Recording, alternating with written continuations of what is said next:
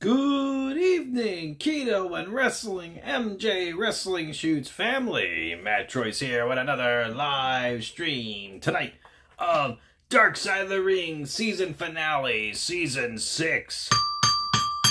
Muhammad Hassan. Can't wait to see what controversy lies ahead of us for this intriguing episode of Dark Side of the Ring. How's everyone doing tonight? Hello, King L. Moxley. Please allow me to be your eyes and ears for this broadcast. What's up, Maroney? How are you, my friend? How is everyone doing? What's up, Rorito? ATF Media. He should have been WWE champ. I think he was in that realm to be WWE champ. He was definitely being pushed in that direction. And then all hell broke loose.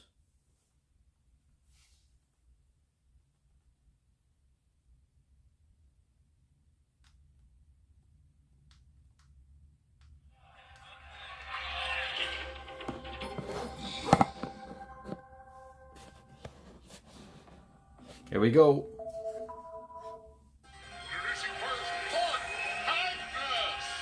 In the early 2000s, Mark Copani was a young wrestler with a dream. When I got the phone call that I was going to be with the WWE, I knew it was going to be special. He's the the future of wrestling. But when they pitched me the idea, I was very nervous. You're looking at the great Muhammad Hassan! What? I said, but he's Italian from Syracuse. Well, for us, he's going to be a Middle Easterner. But Copani's path to stardom proved So, Robert, controversial as WWE cast him as a shocking new villain. We are 3 years removed from 9/11, and it's still a fresh wound. There was so much discrimination going on, so it was just instant heat. We're labeled terrorists! Terrorists of a terrorist! He was stoking a lot of prejudices. America does not wish goodwill towards all men. Muhammad Hassan, what he was saying wasn't silly. What he was saying was right. And no one wants to hear that they're wrong. Those people wanted killing. But it takes on an entirely different level once the London bombing occurs. It's a series of terrorist attacks in the capital this morning. That's when things started to go downhill. It was a ride straight to the top that ended in sudden disaster. so Garrett. The character started to become more radicalized. And suddenly he had a crew of terrorist henchmen.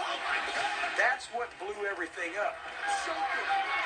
They underestimated the amount of scrutiny it was going to receive. The network was saying, we're not going to air SmackDown if this character is not written off. Instead of this being a footnote in his career, it became the last chapter. Everything that I had worked for was just gone. It was that quick. The rise, the fall, and then the rebirth. It's terrible.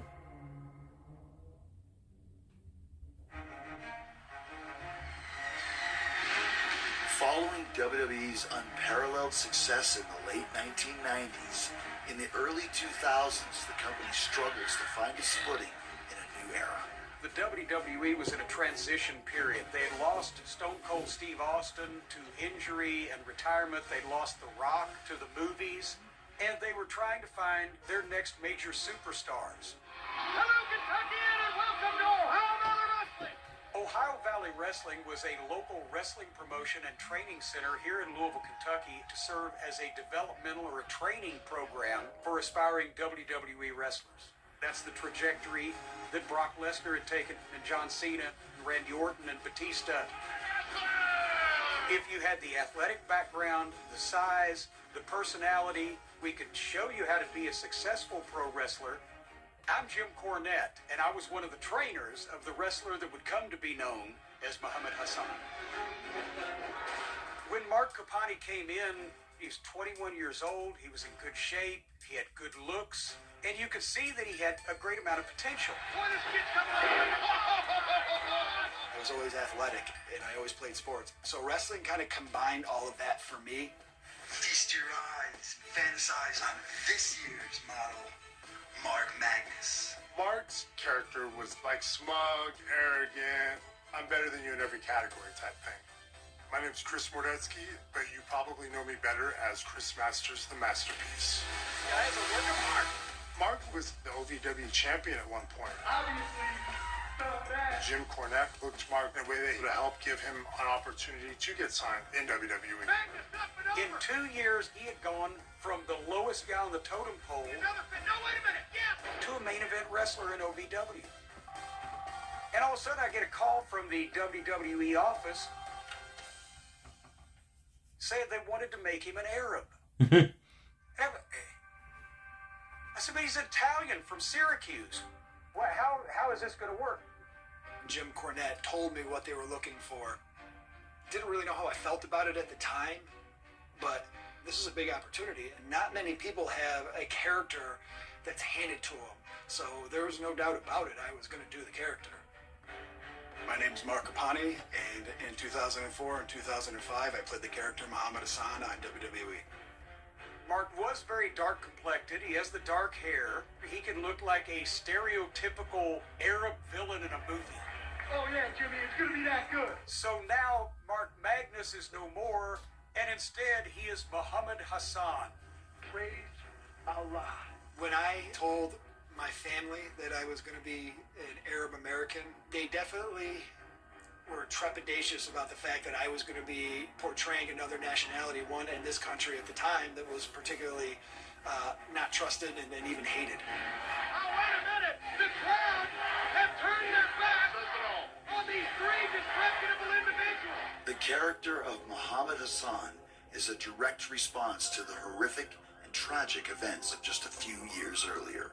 We have a breaking news story to tell you about. Apparently, a plane has just crashed into the World Trade Center here in New York City. I remember I was walking home from class and I hear people talking and I'm not really processing what they're saying. But I get home and I turn the TV on and I see the devastation. And then it hit me. This wasn't an accident. This was an attack. At the time, no one knew what was going to happen. It was very uncertain. And I think one of the things that wrestling did for me is when they went on the air right after 9/11 and the show must go on. We will not live our lives in fear. It was a defining moment that wrestling could have such a positive impact on me when I was feeling so negative. When I was scared, when I didn't know what was going to happen, I put wrestling on and for those few hours, it didn't matter. The WWE was really rallying behind this patriotism, and that would embed the country coming out of 9/11, and it inevitably was going to seep into its programming. And Osama bin Laden, the exiled terrorist, is involved, if not totally responsible for this coordinated attack. Post September 11th, there was so much discrimination going on. You couldn't really escape it in the United States around that time. A lot of people would think terrorist automatically. We have four basic emotions, anger being one of them. Transform that into wrestling terms. You want to open that wound every time you possibly can. My name is Maven Huffman. I wrestled in the WWE alongside Muhammad Hassan.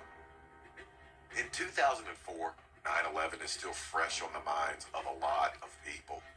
Once we saw Muhammad come out, we just were like, ugh, he's going to get heat. We will spread the word of Allah to all you despicable infidels. The times we're in, we didn't need an arrogant Italian. We needed someone who could just garner the hatred of the fans. Along with the new Muhammad Hassan was going to be Sean Davari. Sean Davari is an independent wrestler that came out of Chicago and was someone that was assigned to be the second to Muhammad Hassan and was able to speak Farsi. They called me up. I'd like to offer you a job. I met Mark Magnus, who was Muhammad, and he told me that there were going to be 2 Arabs. Praise Allah. Before being introduced to the WWE audience, Copani and Davari test out their new characters in OVW. We started trying things out at house shows, and we didn't know the direction the character was going to take. This was a Vince McMahon idea. And whenever Vince McMahon had an idea, you knew it was going to go farther than almost anything else. An illegal war is being waged on innocent people.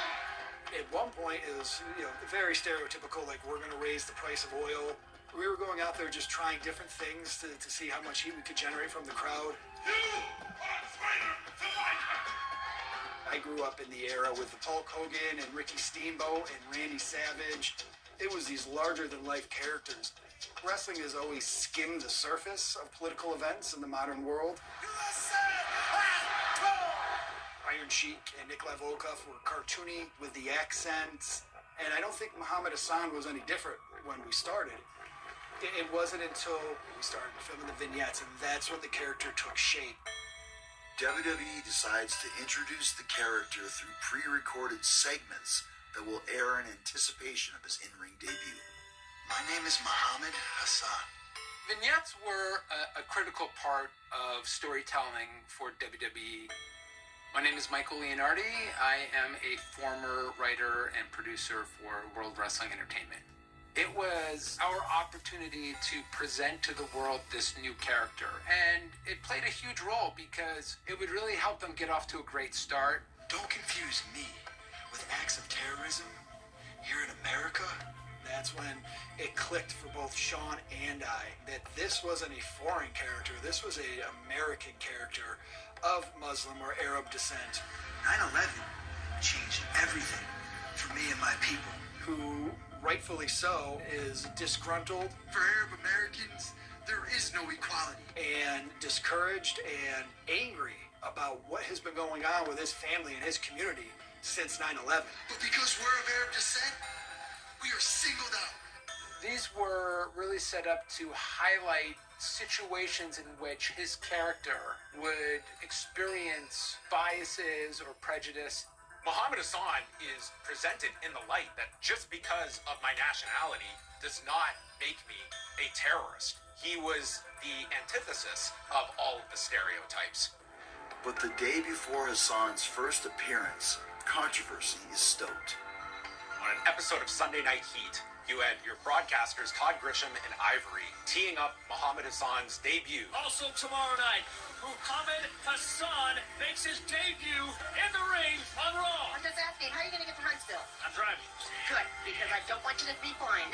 You get my drift. And right there, the fact that we're going to make a flight joke, I think it kind of sets the tone for what the audience can expect. With expectations riding high, Mark Copani prepares to make his entrance as Muhammad Hassan. I finally debuted in Huntsville, Alabama with Mick Foley. I was nervous. I felt like I was going to throw up. I remember we were really not 100% sure how they're going to take this character. It was very different. Their lives on the line for us. So Mick Foley's out there just giving a riveting promo about the war in Afghanistan and supporting our troops. Supporting the troops goes way beyond any kind of political affiliation. Now I come out. Our brave men and women.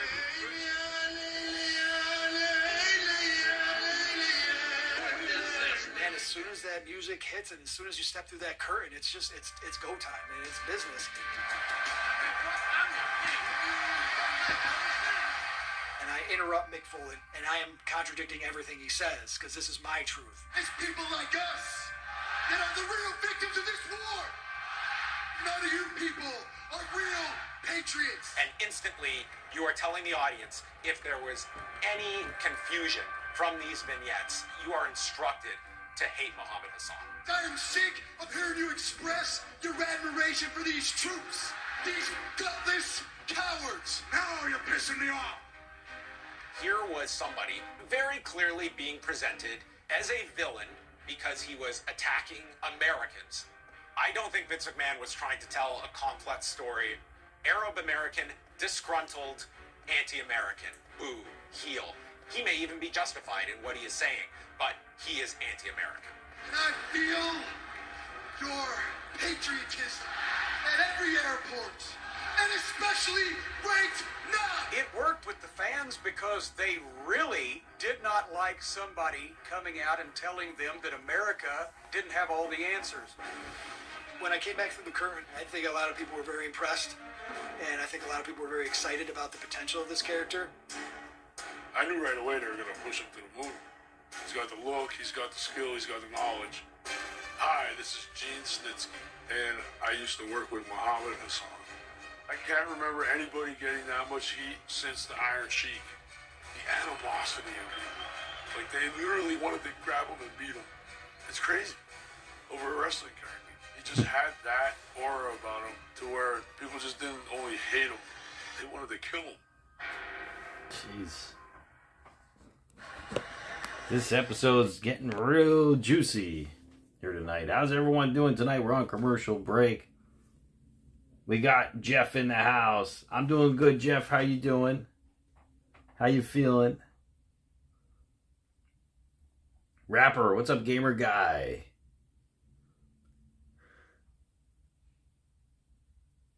What's going on? What's up, Mike Hopper? Party Boy Nelly, how you guys doing? Rorito, what's going on?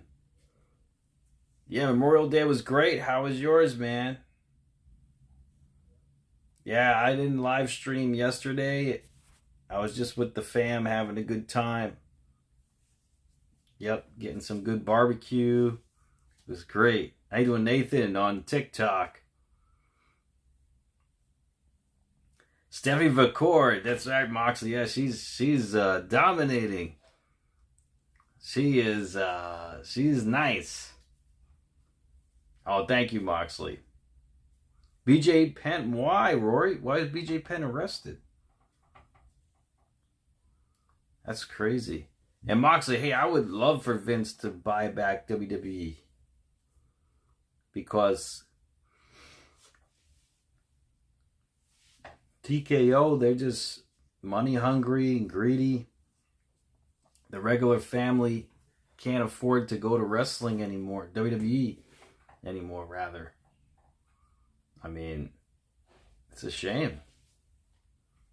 You got to be bowling to even get the nosebleed section. Now, it's really a shame.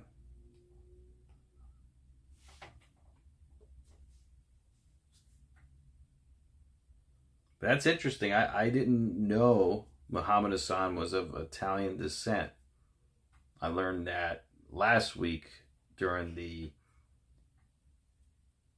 commercial for this week's episode. What's up, Damien?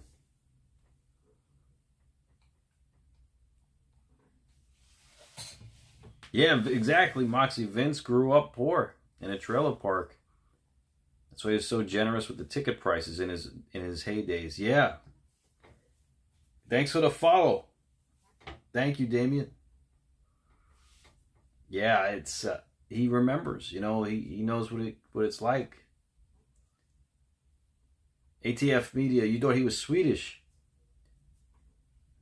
No, I never knew. I thought he was of Muslim descent as well. With the character, I had no idea. Oh, vacation was great. Florida was awesome. It was too hot, though. It was like 95 degrees. Way too hot. I mean, I could do 80s, but 90? Yeah, that's a little bit too hot for me.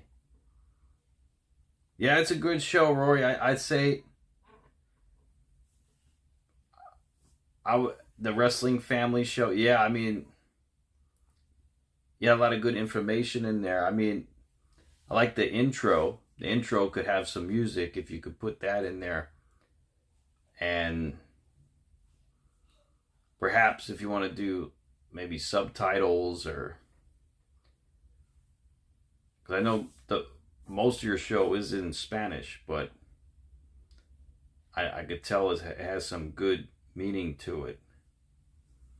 The favorite territory from the good old days, Jeff? I'd say the New York territory. The Vince McMahon Sr. territory. That's where I'm from, anyway. All right, we're back from commercial break. A troubled world and the hopes of an oppressed people now depend on you. I might, Moxley. I might stream it. Our nation was engulfed in a war in the Some Middle Daniel East. Berry. We're putting shows on in Iraq. WWE has returned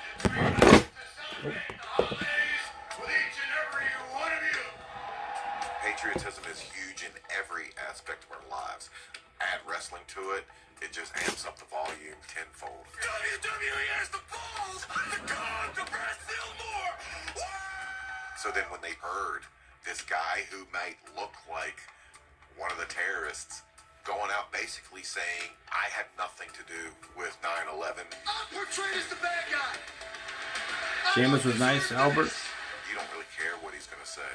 You people have no idea what it's like to be me. They booed because it was showing a mirror to the face of the American public and the hypocrisy and the prejudice.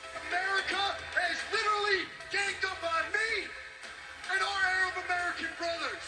That had really been pushed forward against the Muslim people in this country at the time, and people don't like to be shown their own flaws. Deep down inside your hearts, every single one of you is prejudiced. Growing up, I was always raised to not judge people by the color of their skin. My father told me about some of the struggles that my grandfather had. Being an Italian American, it made me more aware and sympathetic to what Arab Americans were feeling at the time. These were people who had lived here, who had assimilated to this country. The same thing you see with the Japanese in World War II. It was completely unfair. It's disgraceful. And so when 9/11 happened, my concern was what's going to happen next. And that kind of became my catchphrase, since 9/11. Since 9/11? Since 9/11. Since 9/11.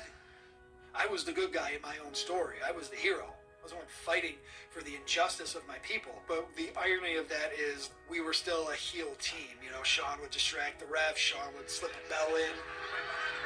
I know the business side of things. I knew if I wanted to be there, that's the card I had to play it, and it worked. Though he reflects the politics of the early 2000s, the concept behind the character goes back to the earliest days of pro wrestling. There's such a history of the foreign heel that you can go back to Jack Adkisson as Fritz von Erich, evil German heel.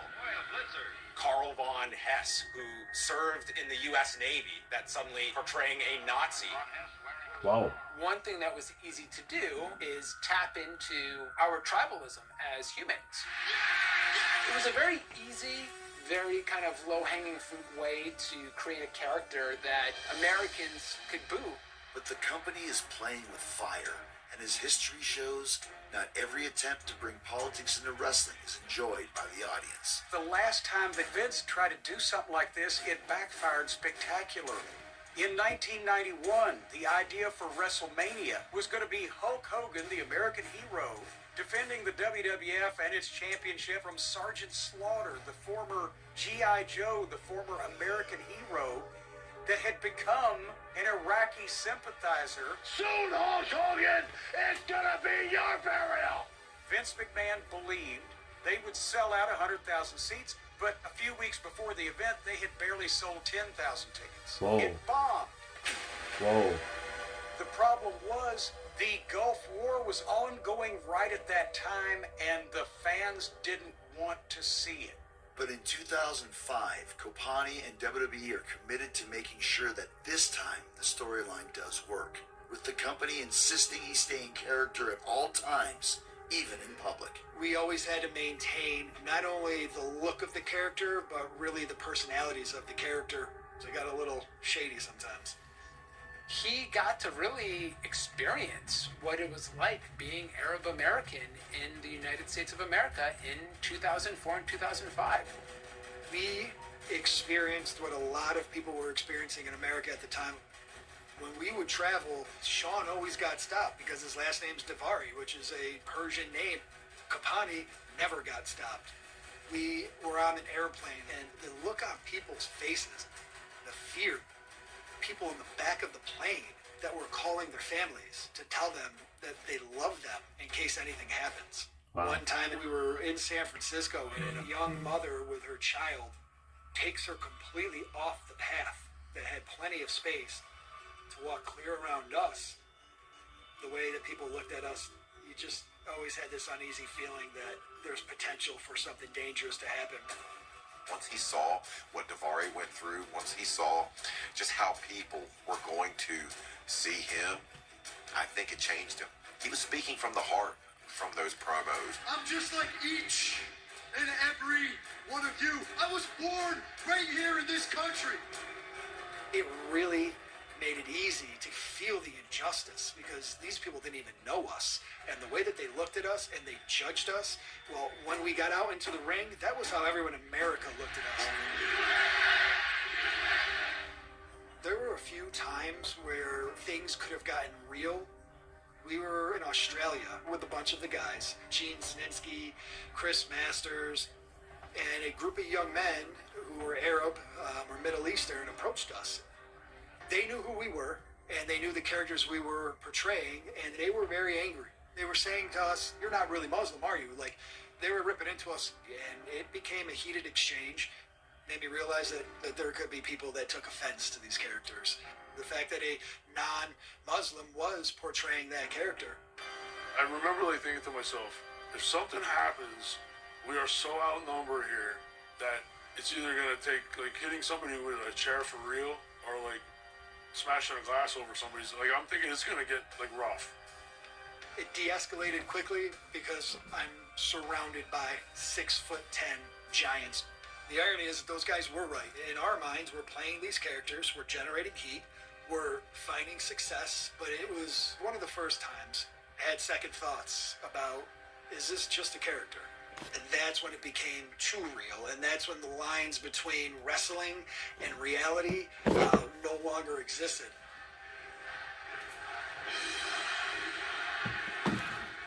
Yeah, that's wild. Wow. This is astounding. That was insane. That's real wild. Yeah, I mean, well, when you get a ton of heat like that, you know you're doing your job right. I mean,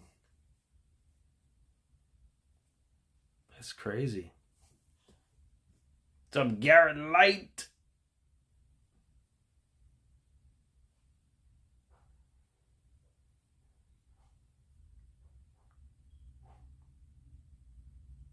That's good, Rory. Yeah, I don't think Vince is happy with what's going on in WWE today.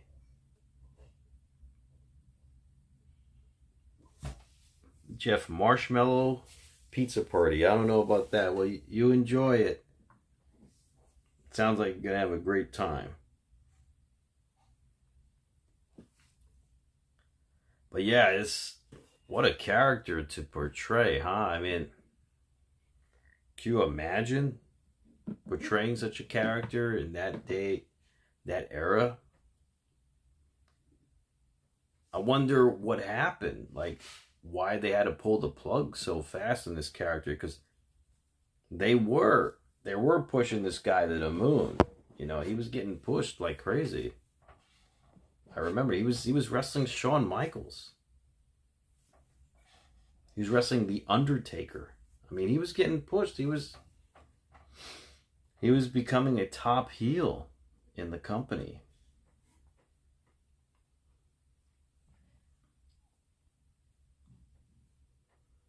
Yeah, it's wild.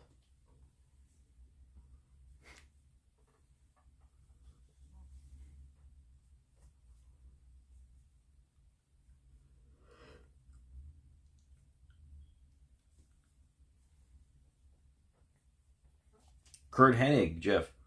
I hope they do a Kurt Hennig episode 2, maybe season 7 of Dark Side of the Ring. I don't know when they're going to do season 7 though.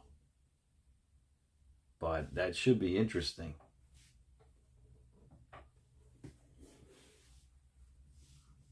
But this episode's pretty good thus far. I mean, it's very in-depth. A lot of information coming out about the character.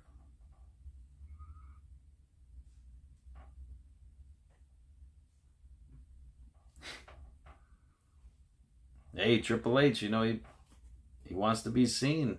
Moxley, that's what he does. Tales from the Territory. That was a good show too, Jeff. Tales from the Territory. I live streamed those too, by the way. All right, we're back.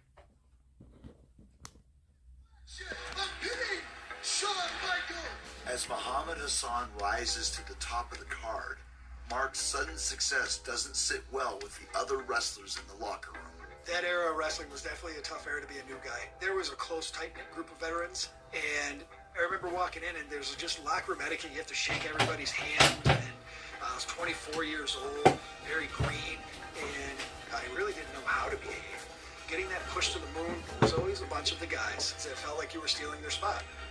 You've had guys who have been on the roster who have been working their tails off for years and they're not getting pushed. There was a lot of jealous and resentment. They would weed out guys. Like if they found a weakness in you, they'd poke at it until you either quit or broke down. They wanted to test you. Unless you've paid your dues, That's crazy, you're Robert. going to have heat. You do not want heat. Muhammad Hassan found this out. Mark's finishing maneuver was a move called the camel clutch, a move that the Iron Sheik made famous in the 80s. I've never seen anyone get out of this hole yet. Made sense for Mark to utilize it 20 years later. I remember we're in Japan. And Kurt Angle, who I admired and respected, made a comment that Eddie Guerrero is using the camel clutch. Well, that's my finisher. And he was saying, you know, it's bad for the business that two guys on the same show are using the same move. Okay. And it's your finisher. It looks weak when Eddie puts it on and someone gets out of it. It's like, you should say something. If you use a guy's move in wrestling without their permission, it's worse than if you date their wives. So, of course, this is one of those moments where I should have kept my mouth shut. I went up to Eddie, and I said, should you be using the camel clutch because I'm using it as a finisher? And he looked at me, and he kind of smiled. He's like, I've always used a camel clutch. He's like, my father invented it. Wow. Like, of course he did. So, of course, the boys get a hold of this, and it turns into nuclear heat. It's disrespectful, and how dare I? I mean, I was mortified, and I just really felt like I made a mistake that I'm not going to come back from. I remember calling my father, and I'm just like, I just want to fly home. He was like, you're going to go out there, and you're going to face this. And so I had to go to wrestling court. Wrestler's court is kind of a reason to put somebody on blast and kind of shame them in front of everybody. Undertaker is the judge, jury, and executioner. I mean, it sounds like kind of ridiculous, but you never want your whole roster kind of coming down on you. My consequence for that was buying over $1,000 worth of drinks. There were certain wrestlers that were pouring the drinks on the floor after I bought them. Pouring high-quality alcohol in Japan on the floor seems pretty stupid looking back on it now. But after that, Eddie Guerrero came up to me and very kindly put his hand on my shoulder and said, I know you didn't mean anything by it. He gave me a hug and we moved on. Wow. As Muhammad Hassan's notoriety grows, Copani lands his biggest opportunity yet, sharing the ring with wrestling's most iconic star. My character was upset that he wasn't given a match at WrestleMania. And still, I am excluded from the biggest show of the year. And I remember finding out that we were going to do something with Hulk Hogan. Wow. It was a dream come true moment. I probably called everybody I'd ever met in my entire life to tell them I'm going to be at WrestleMania in the ring with Hulk Hogan. That's huge. That's like playing baseball against Babe Ruth. Like, who gets to freaking wrestle Hogan at WrestleMania? That's incredible. Standing in the center of that ring with Davari when his music hit and just watching him work his way down towards the ring. You could just feel the noise from the crowd who like lifting you off of the mat. I had never experienced anything like it. Imagine being a kid who loves wrestling. Your dream is to become a wrestler. And then you find yourself not only working with Hulk Hogan, but working with Hulk Hogan at WrestleMania. That's a dream. Until it becomes a nightmare. With Hussan established as a top name, management decides to take the character in a shocking new direction. With every character, you know there's going to be evolution. You don't want your character to be stuck in the mud because eventually gimmicks run their course. You got that stupid tie, you stupid gimmick beard. I think you're a piece of garbage. That was Swerve. Vince and the team Larry, yep. decided to lean towards more of this stereotypical way of become more radicalized. let's take this a step further. These people think he's a terrorist. Let's make him that. You're looking at the new icon, the great Muhammad Hassan. As the months wore So on, Swerve, how you doing? we started doing things that were much more focused on Islam as opposed to Middle Eastern heritage. You will be a sacrifice. Then I feel like that character became insensitive, and it was a complete departure from what we had originally set out to do.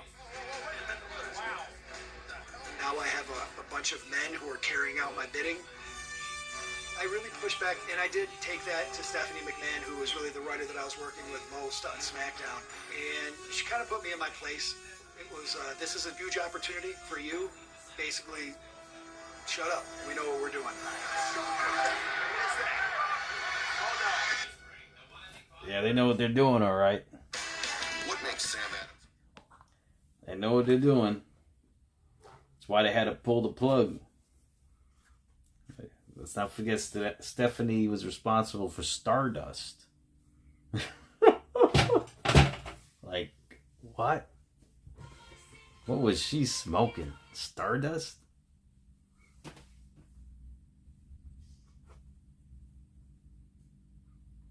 How's everyone doing tonight? What's up, Swerve? Yes, she did. Her and Macho. Her in the Macho Man.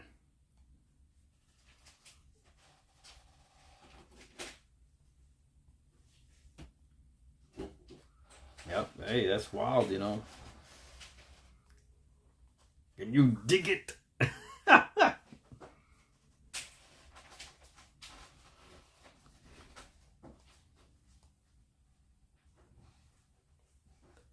Wow, yeah, this show's getting really in depth. I actually like this show. It's not sad at all. Like most of the episodes this season, they were really sad. A lot of episodes. This episode's not really sad. It's more informative than anything else. Has a lot of information in it. A lot of behind the scenes work and that we didn't know mainly about. Zack Ryder is back in MLPW. Oh, nice. It's too bad Zack isn't back in WWE yet. I mean, it's been a while. I'm sure he wants to get back too. All right, we're back. Looking back, can I see that it was insensitive? It definitely became insensitive. The character changed over the course of a few months, but I don't ever feel like what we did was intentionally distasteful up until the end. Where things started to go wrong was as he started to gain momentum and this character started becoming part of the main event scene, they wanted to try and generate more heat. Despite Mark's objections to the changes to his character, he knows he has little power to fight it. I don't know of anybody that's ever said no to a storyline of any kind. Because, like, when you get the opportunity, you're not going to pass it up. And that very much was the culture. And everybody there was like, who is this guy to refuse any storyline? The change in the character really took a toll on me, and I didn't agree with it, and I think I was pretty vocal about I didn't like the direction of the character. There came to a point with Shawn Michaels, before I put him in the camel clutch, I took my thumb and Undertaker does the same thing, but the context in which I did it, it symbolized a beheading, which was a horrific and tragic thing that was happening in the Middle East with American citizens. Yeah. To be honest with you, at the time, it seemed only natural. I never saw how his character developed and thought, wow, they should not go here at the time. Never, once. To me, it was like, yeah, that makes sense. He's going to get so much heat for this. I don't really know exactly whose decision it was to do that. I know it wasn't mine. I think one of the reasons why the character started to change is because they were working up to a program with Batista and The Undertaker, who are not only two giant men, but they're also two giant personas and characters in the WWE. At some point, they were planning on putting one of the world championships on him. Vince was going to push him Wow. to the moon. The day of You the hear that? dead man has come and gone.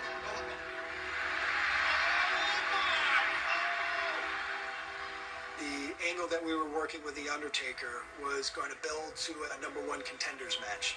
And so I was told that the idea was that I would beat The Undertaker, I would be the #1 contender to face Batista, and it would be the Arab defeating the reigning champion Batista in Washington, D.C.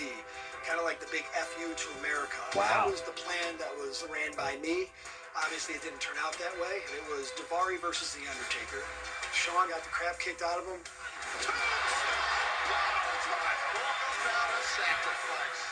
On the day the episode is set to broadcast, real-world tragedy strikes. People streaming out of the station covered in blood.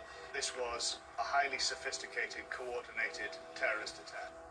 The London terrorist bombing that occurred on July 7th that led to many, many casualties broke on a Thursday morning. So you have worldwide focus on this terrorist attack, and SmackDown was set to air later that night with this very controversial angle.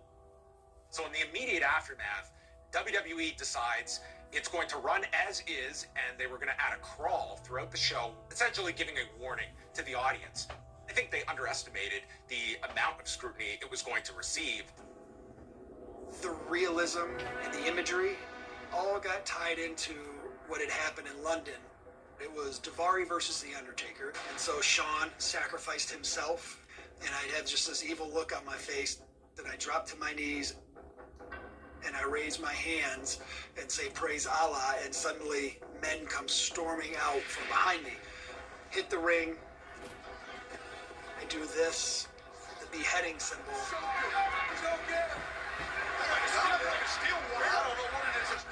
And then I come up, I get over The Undertaker. And then I choke him out in a camel clutch. His eyes roll back to the back of his head. And now you started really walking that line of just like, is this guy a terrorist at the end of the day? Terrorists behead people. And they had done it to a journalist, Daniel Pearl, a couple years earlier. Also, 1 year prior, this American, Nick Byrne, had been kidnapped and then was beheaded on camera by 5 masked men, the same number that WWE incorporated for this angle. The masked men, they were almost like my soldiers, and I was the leader of this Islamic fundamentalist cult. And then Shawn ended up becoming our martyr. Look at this, they're holding him up for a sacrifice, like it's a honor or something. He's given what had been recognized as a Islamic martyr's funeral, in the sense that the men in masks are carrying him overhead, sacrificing his life for me. That was really the scene that started that controversy. It was across the line. This was really happening at that moment to Americans and American allies. And people didn't want to see that kind of shit on their wrestling program. Yeah. And so this set off a firestorm of backlash. UPN wanted nothing to do with this character in light of the controversy. We had heat with sponsors, with Arab groups. Everybody just said enough's enough. And it was framed in how insensitive the WWE is, using real life tragic situations to tell a story. I didn't agree with what we were doing at that time. I felt like we needed to scale back. In this particular instance, I told my boss that I think this was the wrong way to go, and I didn't want to have anything to do with it. I was demoted. I was stripped of almost all my responsibilities, all because I spoke up and said that I think this was wrong. As an American, I thought it was wrong. And then what happened was pressure started to come down from the network. And eventually UPN put enough pressure on WWE, and they realized that they needed to kill the character altogether. This could indeed be Muhammad Hassan's last match. Wow. So now, The way I see it, Muhammad Hassan's character, his whole character, he ran so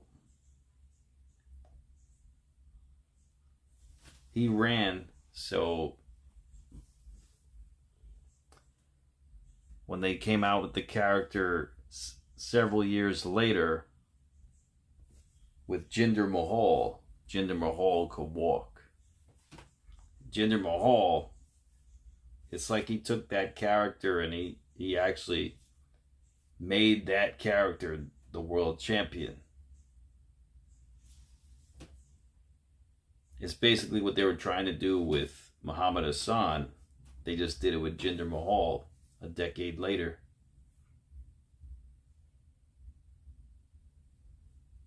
I remember RoboCop saving Sting in WCW as there. It was great. It was so tacky, but it worked. Don't hinder Jinder, that's right. The modern day Maharaja, Moxley, that's right. Like I said, Muhammad Hassan ran so Jinder could walk. Yeah, I know, Gary. It's a shame they released Jinder. But, you know, he could come back. You never know. NXT, if I ever get time, Jeff, but it's very rare. I get off at a certain time on Tuesday to live stream it.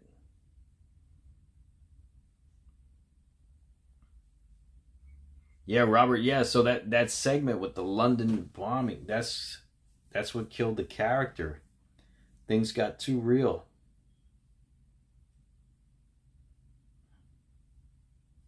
Yeah, Orton and Jinder feud was good. And I remember watching that feud live. I was like, I think Jinder's going to win. And he did.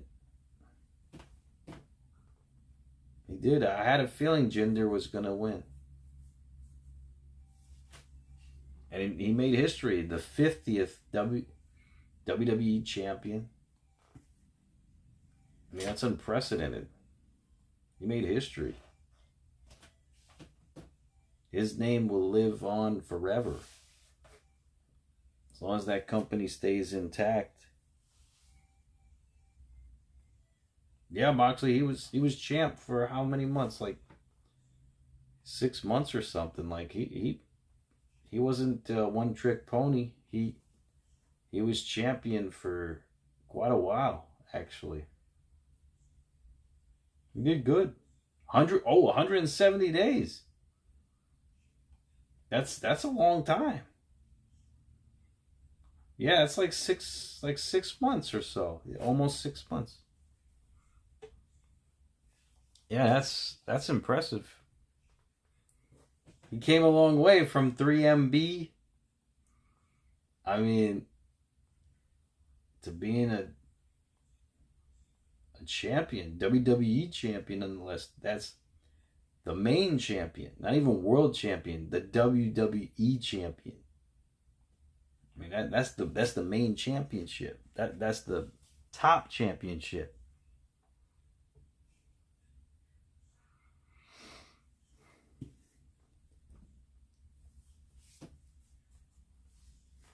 Yeah, Cody was champ for a year. I don't think he defended the title as much as Jinder. Muhammad Hassan draws the wrong kind of attention. The network was really worried about it, and they said, take these characters off of SmackDown. I think with the sponsors and the threats that they had made, it slowly deteriorated into something that I had realized was probably going to end my career. Chef Boyardee doesn't want to air an ad right after you martyr a wrestler. If there was no London bombing, the direction we were headed, it would have become tasteless. Muhammad Hassan went from this real-life portrayal of an upset American, judge me for me, to now relying more on his Islamic background to get heat. I assure you that sacrifice will not go without its reward, but a sacrifice for the greater good. I thought it was ironic that now we're stereotyping Middle Easterns when we started off the character as being against that stereotype and trying really hard to make Muhammad Hassan a real character, someone who was born here, went to school here, has a family here. I, for one, will not embrace a racist nation. Right around that time, I wanted to buy a house. And so I walk into a room off of catering, and it's just me, and there's Johnny Ace, the head of talent relations at the time. And I remember going and saying, Johnny, you know, I'm just about to put an offer in on a house back home.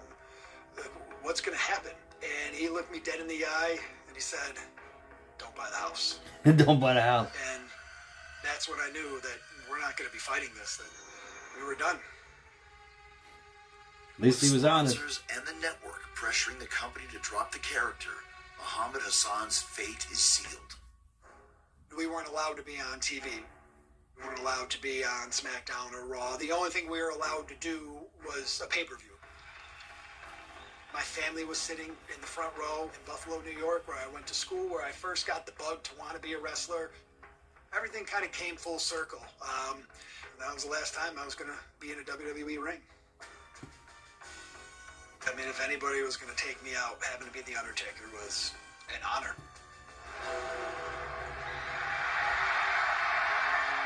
My character was beat brutally. Another good move by the Undertaker. And then I was powerbombed through the stage. This move called the Last Ride. And he launches me. And when he drops me, I'm coming down at a much steeper angle than I anticipated. Ooh. Hit so hard on that single crash pad on my neck that I flipped over and landed clean on my feet like an acrobat. So they put me down, they covered me with cable wires, put blood out. I don't know how often that's happened where a character has been murdered on national television, brutally. And with that, Muhammad Hassan was never seen again. Muhammad Hassan, Jacob. That was it. And, you know, the weird thing about that was typically after a show, you go back to the hotel. Well, I was in Buffalo, and I was home. So I got in my car, and when the show was over, I drove home. And it was... I couldn't even begin to tell you the thoughts that I was feeling. I don't know if it was relief, sadness, disappointment. I definitely was heartbroken by what had happened, and heartbroken that everything that I had spent so much time and energy and dreamed and everything that I had worked for was just gone. It made no sense.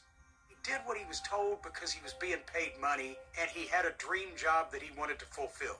And what they told him to do backfired. They threw the baby and the bathwater out the window and continued on rather than tell Vince McMahon, you this guy up, you ought to make it up to him. He did everything he was told. He was great at his job, and they let him go for it. The end of my career with the WWE launched me to a few years of my life where I had no direction and I was lost and I didn't know what I was going to do. And I knew I would never get back what I had, and I couldn't rationalize it, and I couldn't find reason for it. I do feel like wrestling turned its back on me, and I definitely turned my back on wrestling, and I didn't want to look back at all. I needed to change, and I didn't really know how. Ah, it's a shame. I mean, yeah, I mean, what else could they have done? I mean, why didn't they just say, you know what? Why didn't they just have him drop the character? Say, you know what? You know, I'm no longer Arabic, I'm Italian, and just do a different character or be himself. I mean, why didn't they just do that?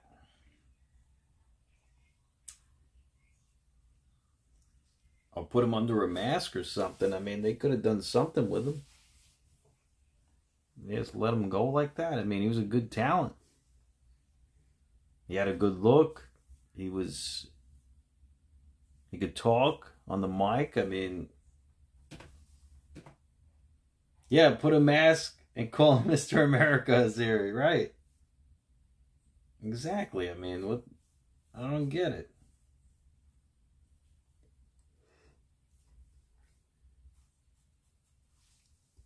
Andrew, yeah, Jinder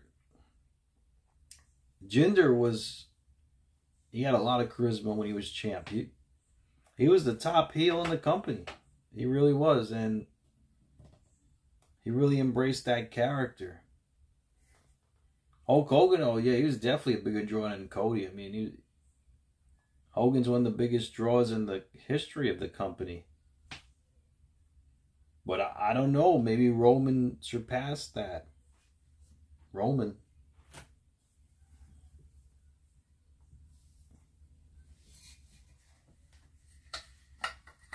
Imagine if Cody never beat Roman at WrestleMania 40. Roman would have surpassed Hulk Hogan's reign as champion.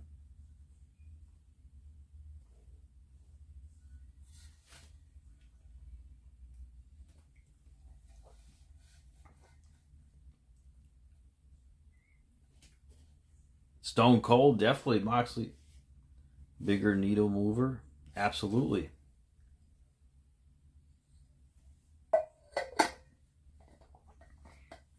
Ironically, Daivari is a producer in WWE today, and he wrestled for like 10 years following that incident. Robert, yeah, he was on. He was in the cruiserweight division for a while, too.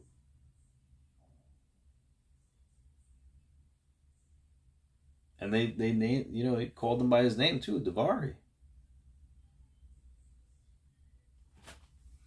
Mm-hmm.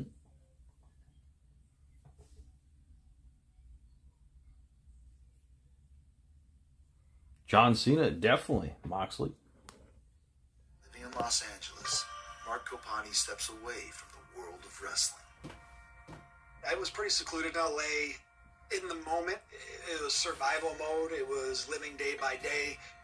It was a level of depression that I didn't recognize at the time. I don't want to say hopelessness, but just being lost. And nothing was really going my way. Depressed, upset, frustrated. You're on top of the world one week, the next week you're without a job. Yeah. Once that tide of momentum turns against you, it's kind of hard to get it to swing the other way. The character came in so hot and had so much attention that nobody thought it was going to be believable to bring me back as anybody else. Yeah, it's always like that one thing that sticks in people's mind. You know, oh, that's the terrorist guy. Right. Sadly, just a waste of a talent, really. Because he had so much potential to be like that big star. One of the defining moments for me with that is I had come home for the holidays, just a bit of a wreck. You know, I was running low on money. I remember being exhausted and just saying to myself, like, you need to get some sleep. And then the thought occurred to me, what if you don't wake up? What difference would it make? Like, what difference do you make? How many days have you wasted? How many days have you wasted? And kind of just confronted with the reality of where I was, not where I wanted to be. And that was the moment that I decided I needed to make a radical change in my life. And it was a few months later that I was going to college, working nights at UPS. It was very humbling. And I found that fire, that work ethic, that dedication, that passion, and I focused it in another direction. I got my teaching certification, and I got my master's degree. I got a job teaching, then I became a principal. I didn't stop, and I haven't stopped since. So I don't waste days anymore. Good for him. It wasn't until later that I realized I was avoiding the pain and the heartbreak that I had felt because of what had happened. With Muhammad Hassan behind him, Mark has had years to reflect on the experience of being one of wrestling's most controversial villains.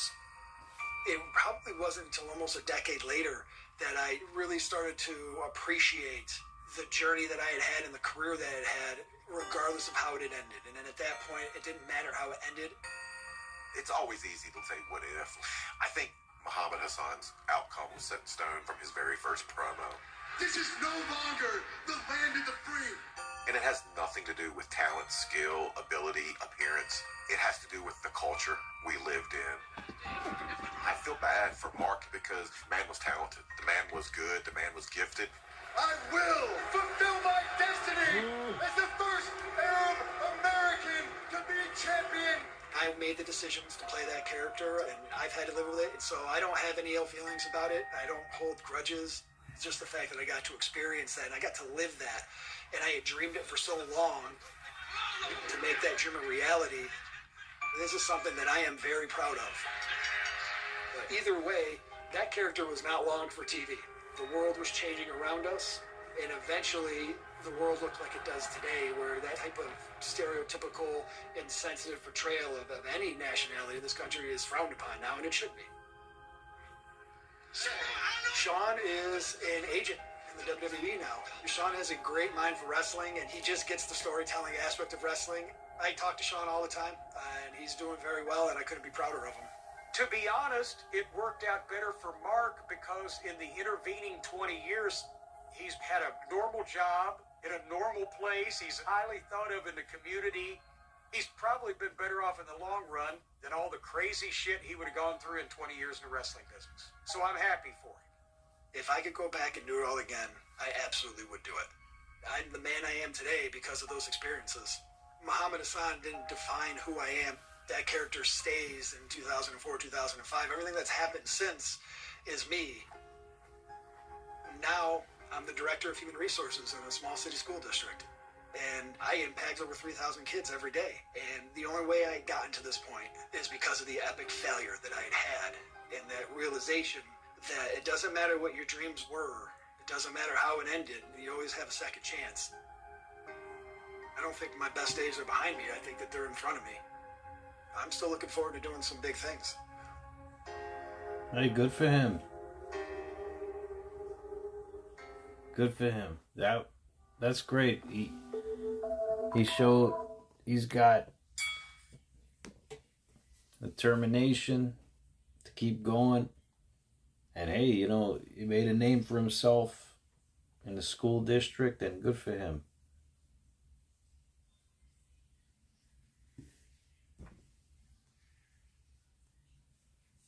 Yeah, Jinder Mahal, he had SmackDown ratings higher than Rhodes, USA Network era. Yeah, I mean, he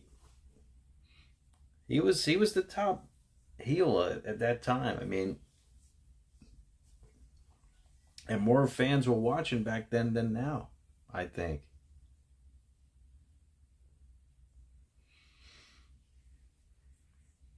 Okay, guys, so I want to thank you so much for joining me tonight. I hope you all be safe and be well, each and every one of you. It's so great to see you guys. And I'm going to catch you next time on the live stream, hopefully on Monday, next Monday.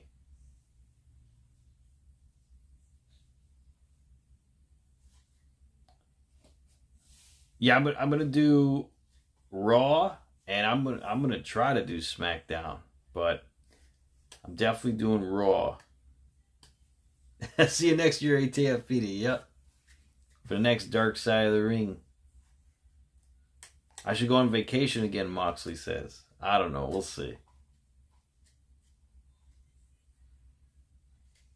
I'll see what I can do.